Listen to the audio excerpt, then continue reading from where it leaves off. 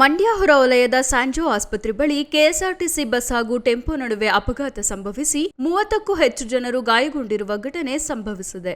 ಬೆಂಗಳೂರಿನಿಂದ ಮೈಸೂರು ಕಡೆಗೆ ಬರುತ್ತಿದ್ದ ಕೆಎಸ್ಆರ್ಟಿಸಿ ಬಸ್ಸು ಟೆಂಪೋಗೆ ಡಿಕ್ಕಿ ಹೊಡೆದ ಪರಿಣಾಮ ಬಸ್ ಪಲ್ಟಿಯಾಗಿದೆ. ಈ ವೇಳೆ ಬಸ್ಸಿನಲ್ಲಿದ್ದ 30ಕ್ಕೂ ಹೆಚ್ಚು ಜನರಿಗೆ ಗಾಯಗಳಾಗಿವೆ ಎನ್ನಲಾಗಿದೆ. ಘಟನೆಯಲ್ಲಿ ಬಸ್ನಲ್ಲಿದ್ದ ಹಲವರಿಗೆ ಗಂಭೀರ ಗಾಯಗಳಾಗಿದ್ದು, ಪಲ್ಟಿಯಾದ ಬಸ್ನಲ್ಲಿದ್ದವರನ್ನು ರಕ್ಷಿಸಿ ಸ್ಥಳೀಯರು ಹಾಗೂ ಸಾರ್ವಜನಿಕರು ಮಾನವೀಯತೆ ಮೆರೆದಿದ್ದಾರೆ. ಗಾಯಾಳುಗಳನ್ನು ಹತ್ತಿರವೇ ಇದ್ದ ಆಸ್ಪತ್ರೆಗೆ ದಾಖಲಿಸಿ ಚಿಕಿತ್ಸೆ ನೀಡಲಾಗುತ್ತಿದ್ದು, ಈ ಸಂಬಂಧ ಮಂಡ್ಯ ಗ್ರಾಮಾಂತರ ಪೊಲೀಸ್ ಠಾಣಾ ವ್ಯಾಪ್ತಿಯಲ್ಲಿ ಪ್ರಕರಣ ದಾಖಲಾಗಿದೆ.